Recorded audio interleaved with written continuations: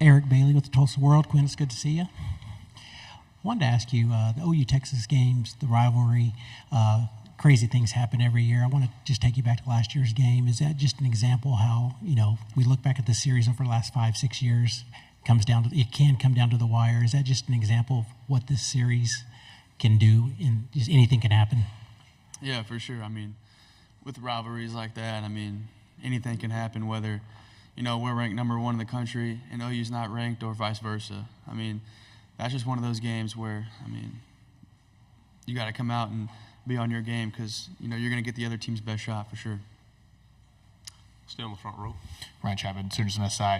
Did you get to spend any time with Jackson Arnold at the passing academy, and just kind of what your impressions of him as he's kind of taken over across from you? Yeah, Jackson's a cool dude to hang around. He's a good dude, can obviously sling it.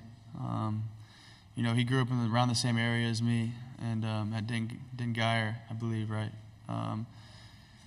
And I played Den Geyer in high school. I don't think it was back when Eli Stowers was there, actually. But no, growing up in the same area, you always, have good conversation starters right there. So, but no, he's a cool dude to hang around. He's going to do good things at OU. I already know.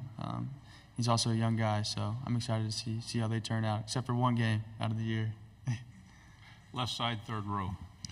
Tyler Shaw with KBTX in College Station. Quinn, growing up in the state, just how familiar are you with the Texas A&M rivalry, and how excited are you to be a part of the first team to kind of renew it this year? Yeah, it stopped playing back in 2011, if I'm correct. I was pretty young. I think I was 8, but, just hearing, stories and what my dad and family has talked about it, my dad actually said that he thinks that him growing up, he believed that the A&M game was bigger than the Red Rivalry game. So I'm excited to have that game back, and it's going to be a cool experience, especially going to Kyle Field, Thanksgiving weekend, and I know that place is going to be rocking. So we're all pretty fired up for it. Right side, third row, then pass it to your right.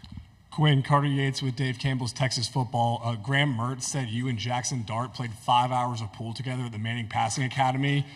Who won those matches? Man, I was a spectator. I was a spectator. I'm not very good at pool, but no, Jackson Dart was playing all day. So I wish I could answer that for you. I should have just said me probably, but no, I don't know. I was a spectator, unfortunately. Left side, third row on the aisle. Yeah, Joseph Duffy, TSTV Sports. I asked Jade Barron what was the most undervalued thing about their DC Pete Kwiatkowski. What would be the most undervalued aspect for Steve Sarkisian on your career? And then also about DKR and the stadium joining in some very fierce environments in the SEC. What can people expect in the SEC about the environments, being that they're going to be more night games, and what can they expect throughout the season and what to expect?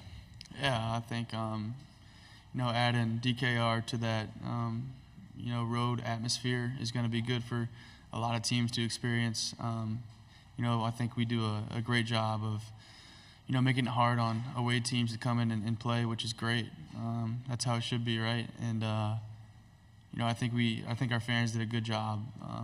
My first year here when Alabama came, of showing kind of what we're capable of doing, fan base-wise. And then the thing that's most undervalued about Sark was the second question. I think just the way that he gets vulnerable with us and shares his life experiences with us, and ultimately just wants us to become better people and a better man, and honestly a better, father and husband overall. On the aisle, third row. Yeah, Quinn, Evan Camico, Pig Trail Nation. I know in 2021 you didn't play in the Texas-Arkansas game, but what does it mean to you to be able to play in this year's rendition in a rivalry that dates all the way back to 1894? Yeah, it's definitely going to be cool to rekindle that rich traditional rivalry for sure.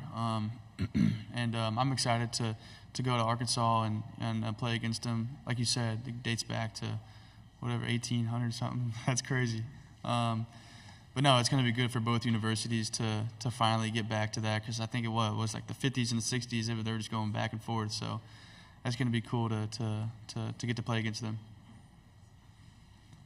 We'll go on the aisle back here on the left. Hey, Quinn, Olivia Whitmire with Channel 19 in Huntsville, Alabama. When we spoke with Kirby Smart the other day, he mentioned the Alabama-Texas game from last season, saying, I think that can really prove that Texas is ready to play in the SEC. You were, of course, a huge part of that. Take me back to that game and just kind of, do you agree with Coach Smart that that was kind of proving to the SEC that y'all are ready to be here?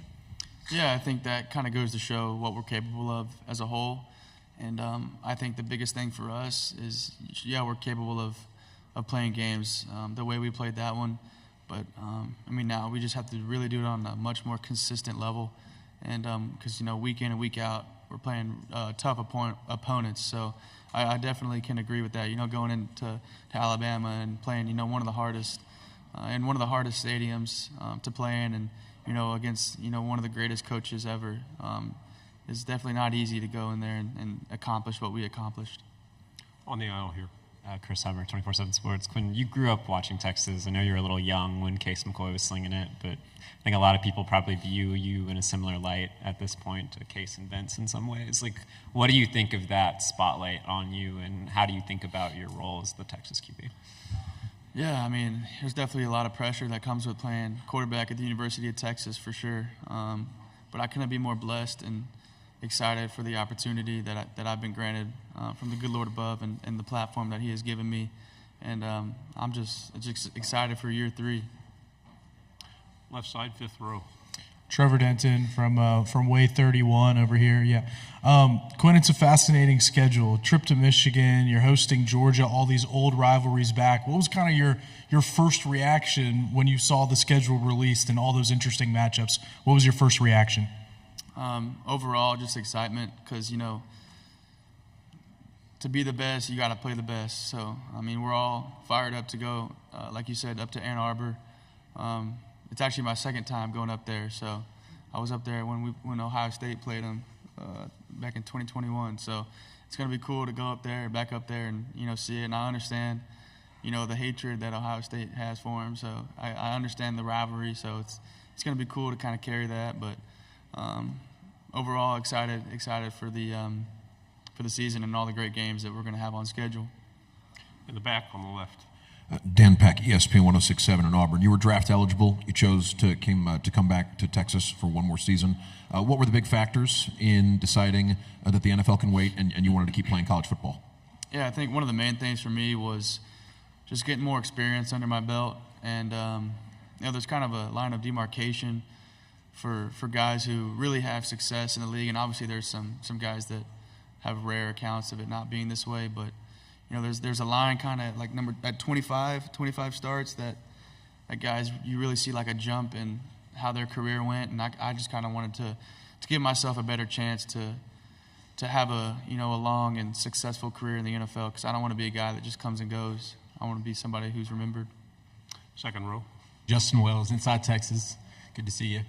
Yep. You're getting a lot of questions about a backup quarterback, but the real question is, tell us about Trey Owens and about Cole Lord, the real guys in that quarterback room. Yeah, they ended up winning that spring game, didn't they? I think they did. So, y'all saw how capable all those guys are in that room. That's why I'm so grateful that I'm able to play the position. And then Coach Shark trusts me with his baby, which is the offense, and gave me the keys. So, especially Cole Lord, just the way that he comes to work every day and grinds is just cool to see, and it's inspiring. And Trey, he's a young guy, and he's like goofy, and it's funny to be around. So it's just been cool to see both of them grow for sure. Final question here in the front. AP Stedham, AP and Kelly, as we see at syndicated radio. What can you tell us about the 2 transfers from Alabama, receivers, and what do you anticipate telling your teammates about playing in the big house in Ann Arbor? Both of those guys have come in, full speed and have really succeeded within the offense. I think they do some similar things on offense over there at Alabama that we do over here at Texas, just because, Coach Sark came from there, so they're going to carry some of his stuff. But no, they've done a great job, and obviously we've seen glimpses of what both of them are capable of doing. Isaiah came on late for them, and, Amari had a good play against us. He made a couple of our defenders look silly, but you know, both of those guys are going to be big contributors for us for sure. I mean, and then going up to the big house, yeah, I mean, it's going to be an awesome environment. Place is going to be rocking, especially all the hype just because it's an early game, and you know they're coming off a really big win or the national championship, and yeah, the team up north. Quinn, thank you very much.